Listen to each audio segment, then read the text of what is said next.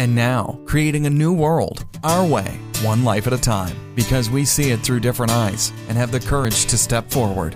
This is the Blessed Are the Weird People podcast with your host, the founder and author, Jacob Nordby. Hey everybody, welcome to the Blessed Are the Weird podcast. You know, we've taken a sabbatical over the summer, and I'm really excited. There's so much happened this summer, and I won't stop right now to tell you all about it, but a lot has happened, including the finishing up of the long-awaited Blessed Are the Weird book that's just on the edge of being released right now, and I moved to a new house, and my kids came and lived with me, and I have just, so many things that have happened since we last actually had an episode, and so it's just really fun to come back to you. And this is a special episode because it's a Halloween weekend episode, and I didn't even really plan on doing this this time, but I had the very special experience of sharing the book, Blessed Are the Weird, A Manifesto for Creatives. I shared it with a journalist, a Huffington Post writer named Chrissy, and it was funny because I really didn't know what to expect when she sent me this note on Twitter and said, "Hey, I just wrote about this book," and you know, she was so kind about it. But then we started communicating back and forth, and I said, "Well, you know, why don't we do a podcast episode? Why don't we just jump on this right now?" And she's such a good sport. She said, "Yeah, let's do it." So let me just tell you a little bit about Chrissy, and then we'll get her on here because we're going to talk about some really cool stuff about the creative nature, the shadow, about Halloween, about the things that we would like to avoid in ourselves, and about, she's known on Twitter as MissMillennial. And so she represents the voice of a generation who, a little younger than me, but one I love to watch because of the energy and the leadership that is now happening. So I'm really happy to have Chrissy here, and in just a second I'll bring her on. But just to tell you some of the things she's done. She's an award-winning advocate for global education, and she's a champion for women and girls. She's been named a global shaper by the World Economic Forum. She's done so much. She also served as a moderator for the World Bank's Open Forum on Gender and Secretary Hillary Clinton's Women in Public Service colloquium. She's the founder of Ivy and Airwaves. She writes for HuffPo, Huffington Post. And she also holds a degree in international relations from Mount Holyoke College, and a master's in international education policy from Harvard. So she's done some really cool stuff, and it's my pleasure to have Chrissy on. And I'm going to just make sure she is plugged in on the other side here. Chrissy, are you there? I am here, Jacob. Thank you so much for your kind words and such an introduction. I am stupid excited to be here with you, and I think the world of you, and obviously I'm obsessed with Halloween, so I'm so excited to jump on here with you and just talk about the things that we both share in common and obviously love, and hopefully people out there listening to love and maybe can find the words now to express why. Well, me too. And you know, how does it feel, by the way, to sit there and listen to someone rattling off all the things you've done? That's got to be some kind of experience. Yeah, it makes me very scared of myself because I listen to that and I go, oh God, who is that girl?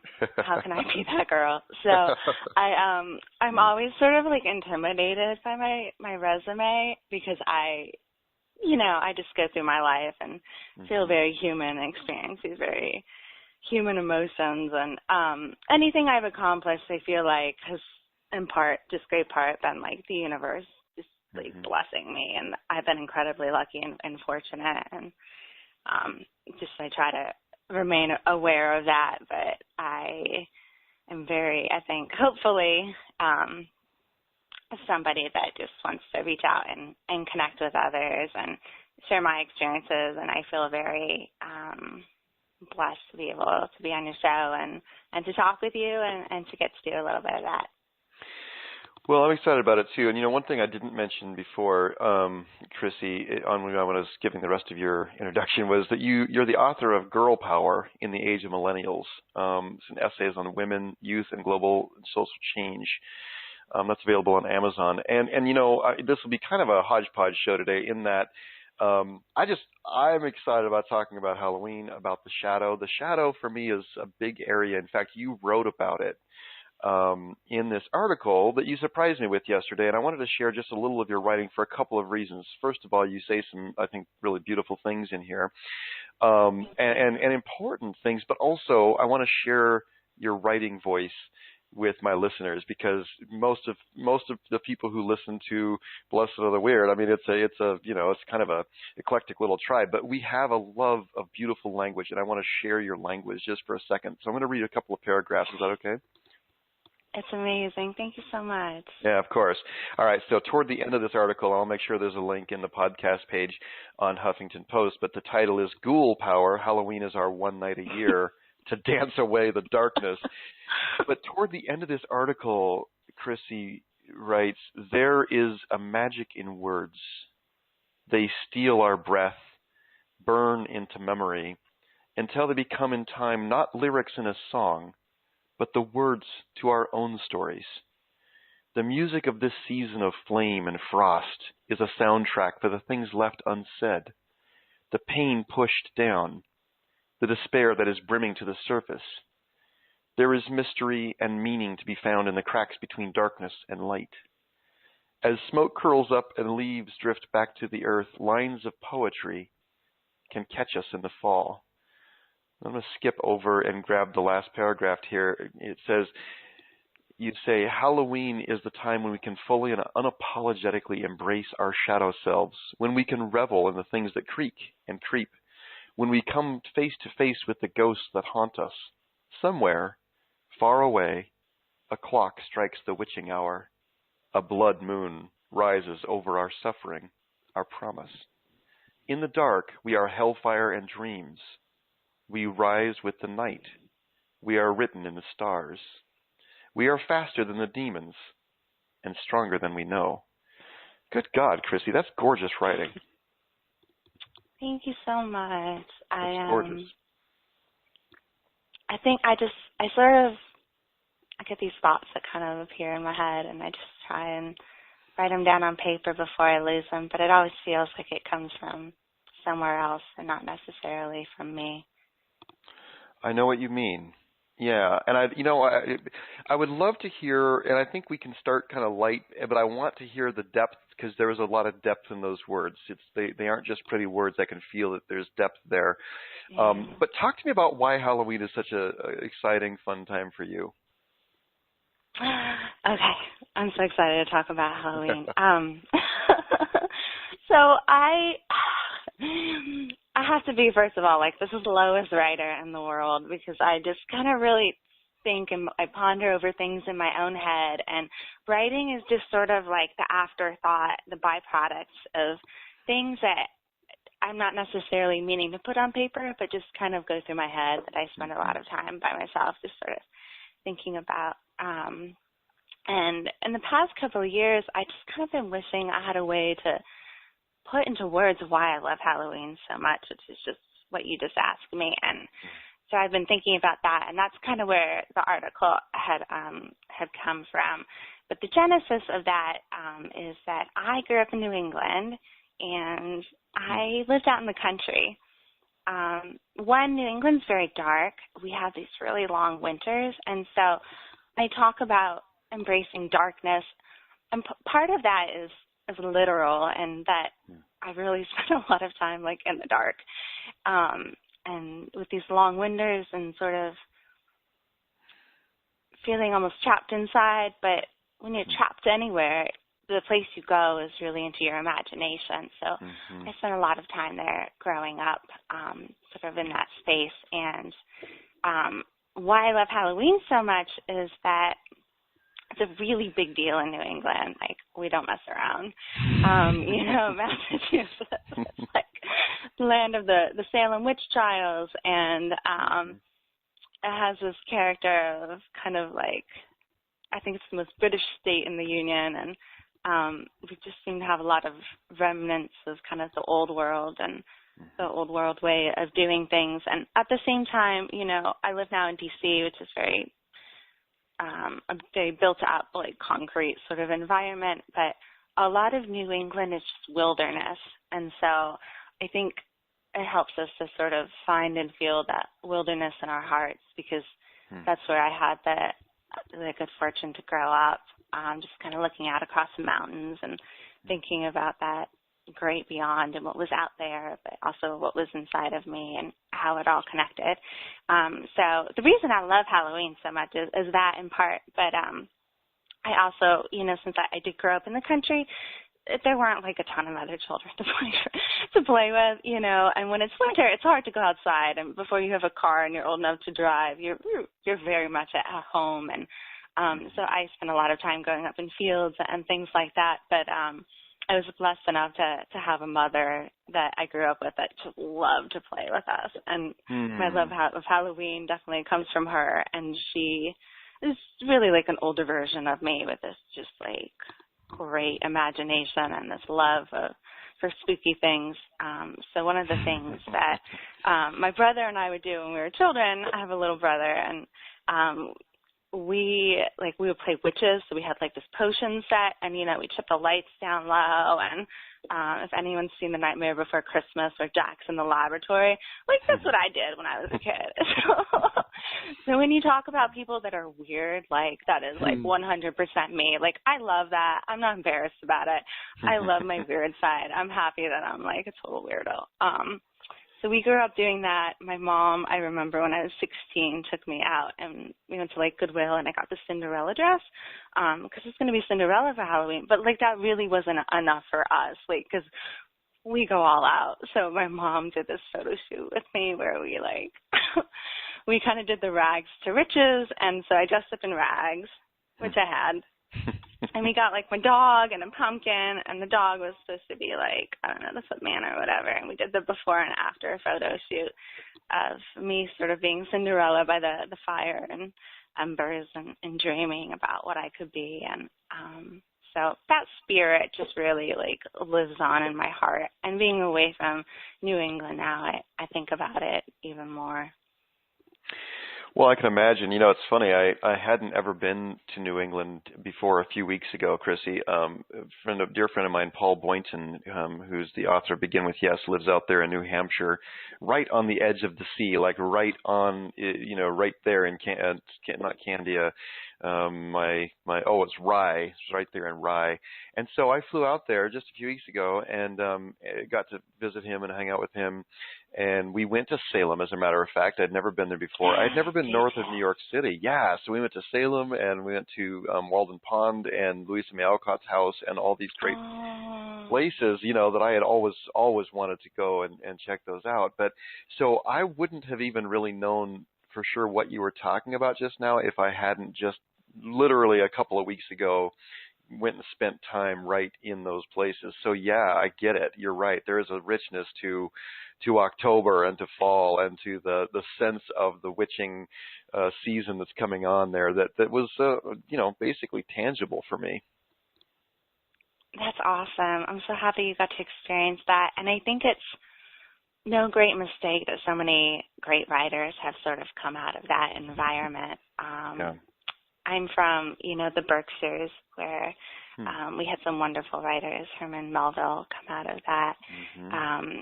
And then Emily Dickinson went to my alma mater, and her museum still stands as a memorial to her in Amherst, Massachusetts. And so I've been speaking a bit with her staff about kind of that split between darkness and light and how we find ourselves in it. But it's not a bad thing. It's it's part of us. It's part of our experience in this world. I think very much that we come from the earth. Human beings are animals, and then we're also something more. So I think that memory of letting us just like really feel the earth and the environment from which we come.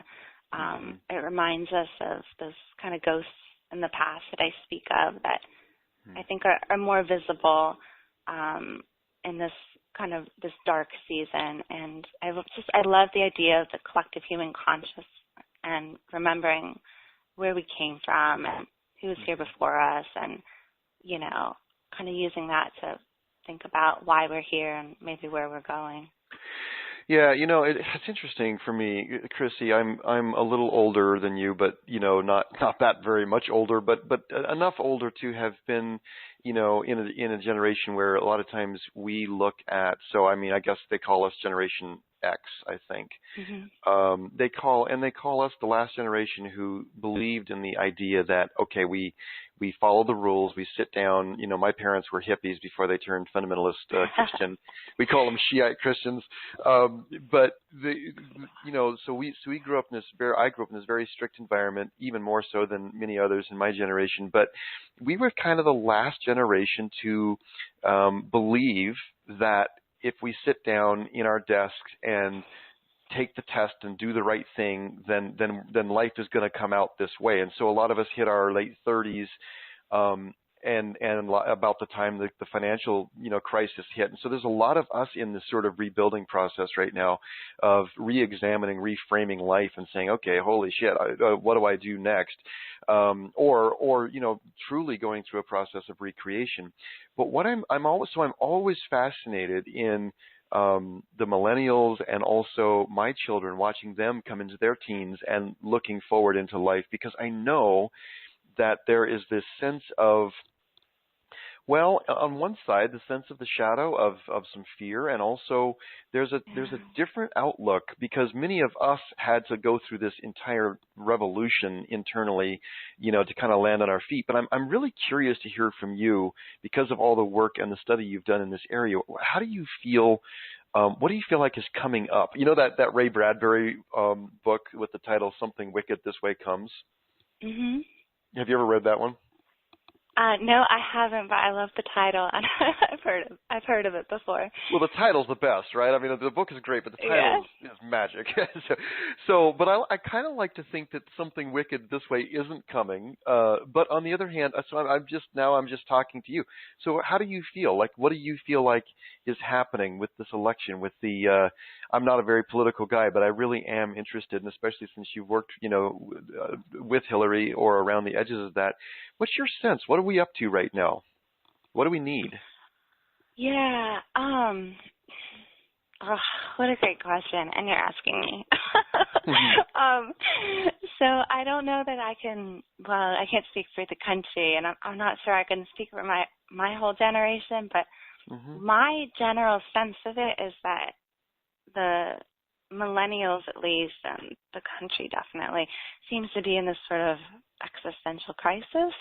I can only speak from my perspective, which is really growing up in a world where there was just lots of talk of like the future and promise, and getting out of college and like everything just went down the gutter.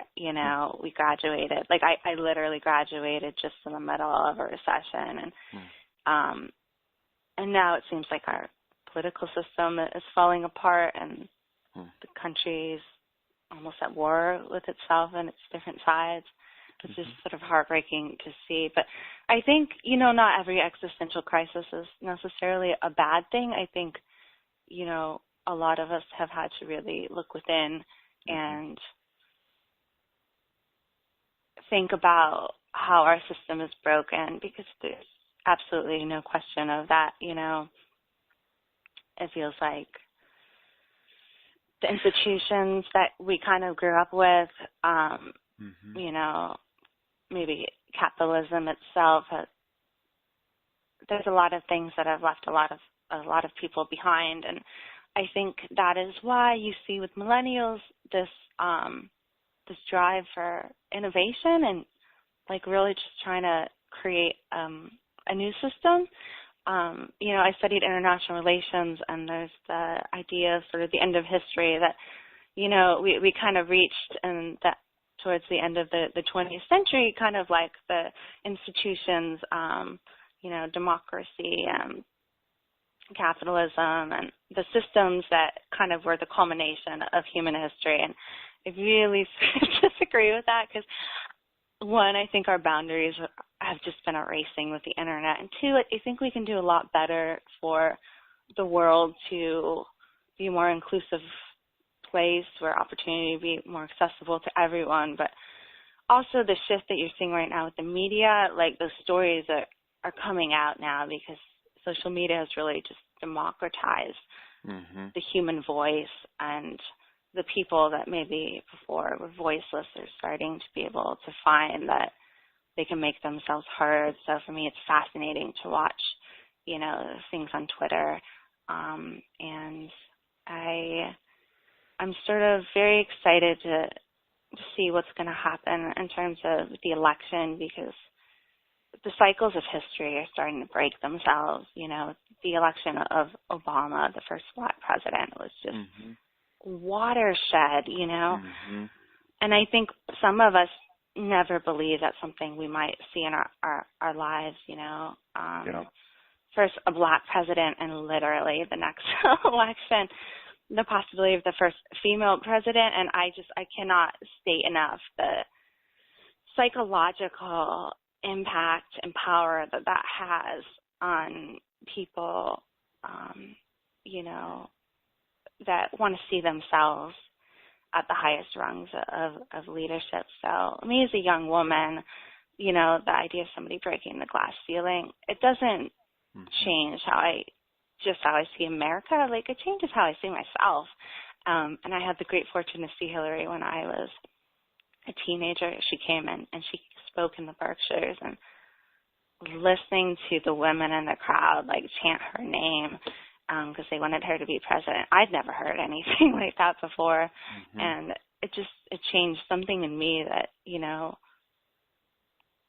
maybe I could be something greater, you know, if these boundaries start to be erased, you know, maybe I could be part of history. And now that I've grown a bit, I try and believe that, you know, I think we're all witnesses to these moments in history. And the millennials in particular, I just absolutely love that name. And part of the reason I chose the moniker MissMillennial on my Twitter and everything was not just because we're the millennial generation, but to me it's, you know, it's a whole another 1,000 years looking forward into the future, you know, where are we going? And so for me, I guess I think a lot about about that and the progress that, you know, hopefully we can make as humanity in the world. I think, you know, we've come a long way, and there's just so much further left to go. I am admittedly a huge fan of like science fiction and like the fantasy genres. So it's funny when I see things like X-Men and Heroes that talk about people having these genetic mutations with superpowers, and that's sort of going to be the next stage of evolution, which, why not? We all evolve. But to me, I always believed that the next stage of our evolution is not going to be physical, but like moral. And maybe we'll get to the point where we're not fighting these wars and battling these different sides of us, fighting the wars inside of us as well. One can only hope. And I think there's this really great idea about spacefaring civilizations. Oh my God, I'm totally outing myself. That's like such a nerd. Anybody that knows me in like real life will tell you like I'm like really like the biggest weirdo and nerd. But I really love the show like Ancient Aliens. I really like to watch it with my dad. And there's this idea that in order for space civilizations to become spacefaring, you know, to go to outer space and communicate with others and travel around the universe, they have to not blow themselves up first. So that in itself is like the whole idea of a moral evolution. And are we at risk of blowing ourselves up? Like, yeah. Well, so I'm just praying we will get past that point. Maybe and we I can think it starts with not warring with ourselves, you know? Yeah, agreed. No, agreed. And you know, and I wanted just to ask that question and then just sort of shut up and listen, because that's one thing I feel like is such a mistake that, and you know what's funny is I'm sitting here speaking as if I'm from an older generation. I don't feel older. I feel your same age, honestly. I mean, but because, and part of the reason for that, Chrissy, is because I went through such a massive meltdown of my own reality and my life for a while there, that it was like I basically had to start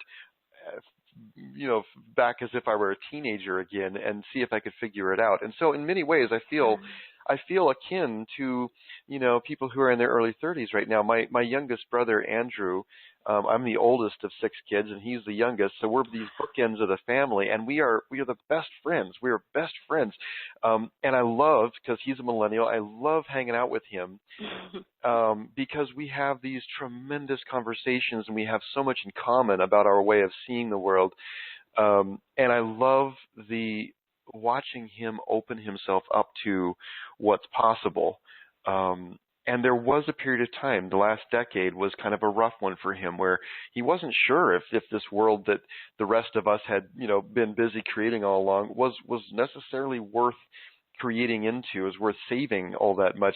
But I've watched him turn a corner, and he has this sense of hopefulness and like passion and purpose and drive, and saying, I need to get in there and do my part to create what I'm up to right now. Not go out and change the world like some big campaign to change the whole world, but a campaign internally, as you were just saying. Let's stop fighting the battles across the seas and projecting everything on other people. Let's really do the inner work. And that, that kind of leads us back to the question of shadow. And I think we probably don't have a whole lot longer for today's episode, but I did want to circle back because your writing in this article is so rich that I'm just looking here. Halloween is the one night a year when we can stand and revel in our darkness. This one's this back here. This is earlier in the article. You say, Halloween is so much more than a holiday.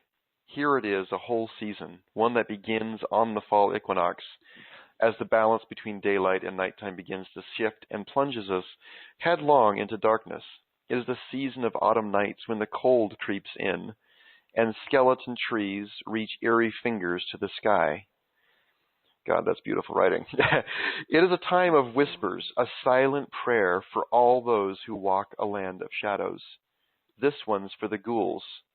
For there's an unspeakable power that wells up from the blackest depths of our souls. It rattles in chains. It haunts our nights until something inside us breaks. We try our best. We hope and plead and pray. We struggle. We fight to overcome. Chrissy, I'm not even going to really ask your opinion on this so much as just to say thank you for being a voice in your generation, someone who's willing to look closely at the world we all inhabit, and someone who's willing to, in your own way, create something, create a life that's more tolerable for yourself. I know you're reading my new book, Blessed Are the Weird People. I'm so happy that it, touches you, that it, that you like it. Of course, I'm happy you like it. But one of the points I make in there, and you're an example of this, is that it's time for us to redefine the word success. I'm not that worried about the word weird. That's what it is. It seems like it's coming into its own, and people are less worried about being weird. So that's great. That's wonderful. What I feel like we need to do more now than ever, though, and I feel like my generation certainly struggled with this. I feel like yours probably isn't immune from it, though, is to redefine success. What does success mean? And I'm not even going to necessarily ask you that question right now because maybe that's putting you on the spot. Maybe it's something you want to think about, and we could do another show. Okay. But I'm curious, do you have any thoughts to share about redefining success? Yeah, I do. I think when I was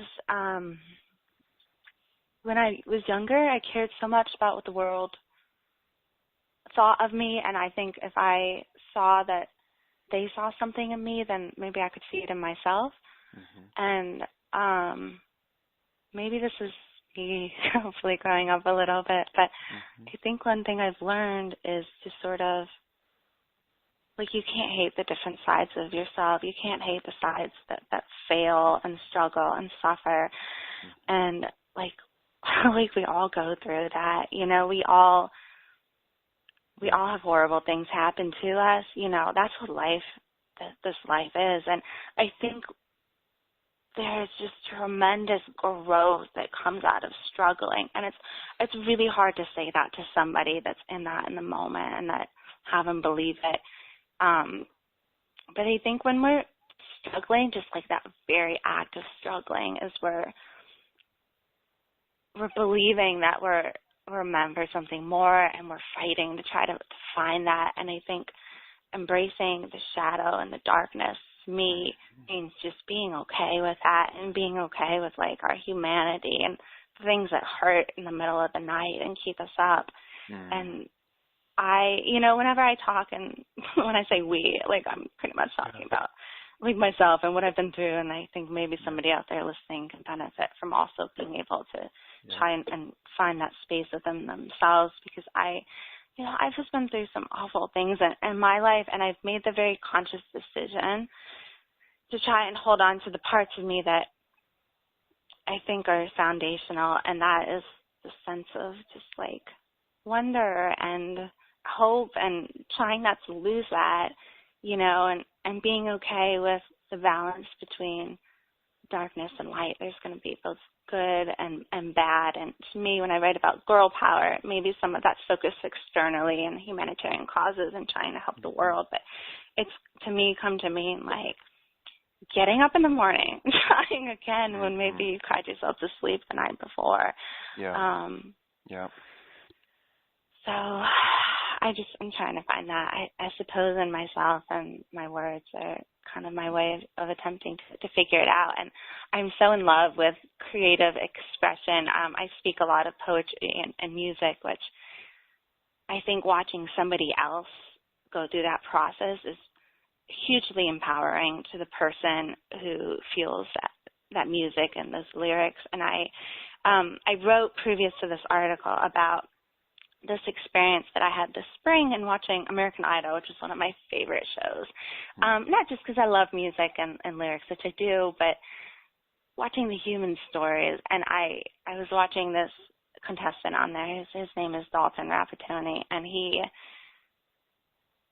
seems to be very in touch with his feelings also, and I have a lot of them, as I do. And you could just see the struggle in him and just the attempt to push through it in his songs and in his journey. And there's something about that. I had watched one of his performances, and I'm just sitting there with like tears streaming down my face. And I had to ask myself this question, like, what is going on here with you? Because I don't know this person. This person does not know me. But like, I just felt this connection of, I think, watching somebody else just stand in their struggle and own it and push forward, like, I related so much to that. And I think that gives us the ability to see the beauty and the bravery in ourselves. Yeah. Well, Chrissy, I'm really happy you brought this up. Sometimes with a resume like yours, sometimes people who are listening can just assume that your entire life is filled with think tank stuff and glamorous champagne parties and little black dresses and stuff happening on the Beltway or whatever. So I want to thank you for taking the time to open up about the fact that there's you're dealing with your own challenges. You're having to deal with your own shadow and figuring out how to carve out a life that is your own work of art, that's your own very own thing. Thanks for sharing that with us.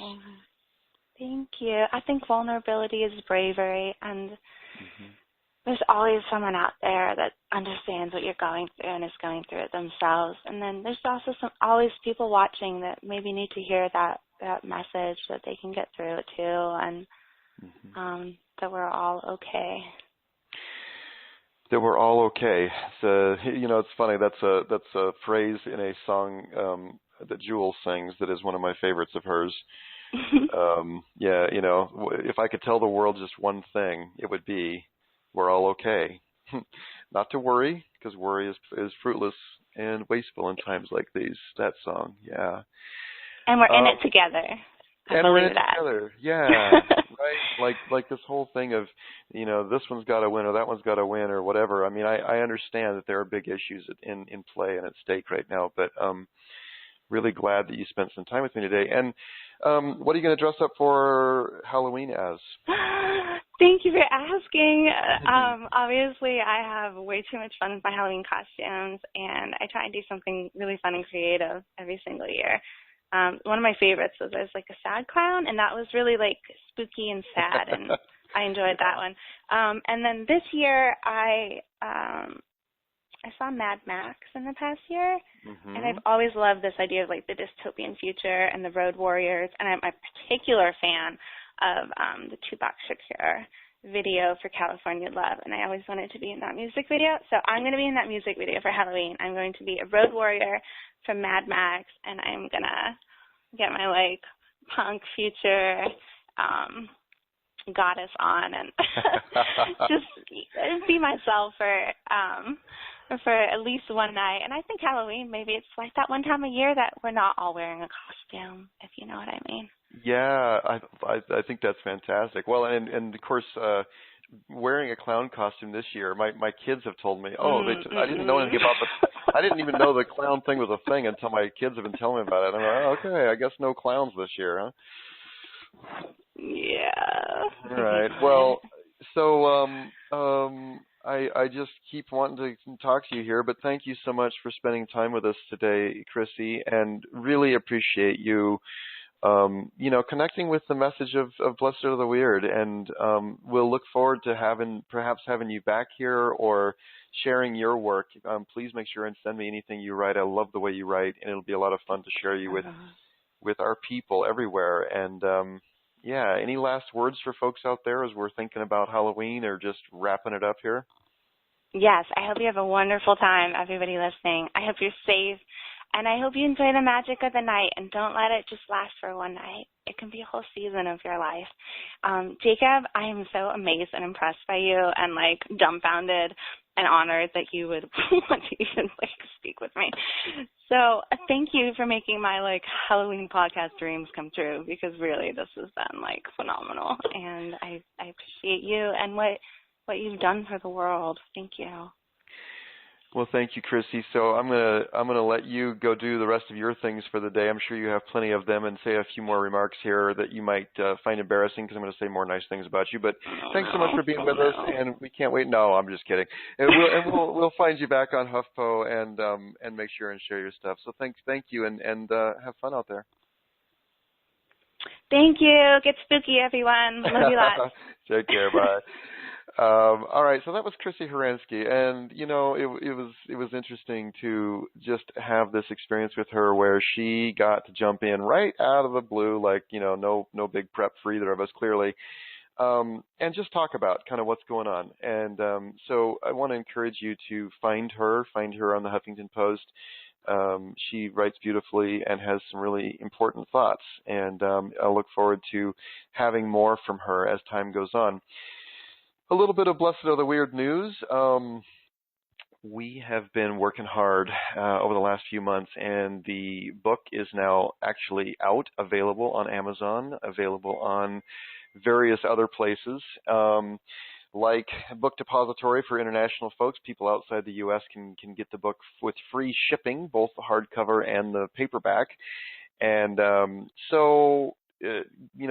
just want to let you know there'll be more coming. I'll be telling you more about this. Officially, it releases on the 29th of November. But for now, here we are, just letting it kind of go out there, and people are reviewing it. And, again, Chrissy surprised me. She found a copy of the book and, read it and then did an article on it. And so that's kind of how this podcast session happened. But we'll be telling you more about it. But our new website is just about finished. You can visit us over there at blessedaretheweird.com. And that will be a place you can, stay in touch and, sign up make sure you sign up for the email broadcast, because I will be being a lot more faithful about that. I've been terrible about that pretty much for a while. But in the meantime, want to thank you for just being here. Look forward to collaborating. Several people have brought projects back to me that I'm really excited about, collaborating with your art, your project, your ideas. So this is a group effort, this Blessed or the Weird thing. It's not just me writing books and, putting out memes on Facebook and things. This really is about all of us creating lives that are works of art. So do visit us, blessedortheweird.com. Find us on Facebook. Check out the book. Love to hear your feedback. Some people are loving it. Other people are really hating it, which is good because that's just what it is to, write and share or create anything and share it with the world. It's going to be for some and not for all. So I offer it to you from my heart as I do with this podcast series. Thank you so much. We'll have some very cool other guests coming up soon. And guys, have a wonderful Halloween holiday. We'll talk to you soon. Thanks for listening to Blessed Are the Weird. Please be sure to subscribe, listen, and share with your friends. Don't forget to rate us on iTunes and sign up for email updates when you visit www.blessedaretheweird.com.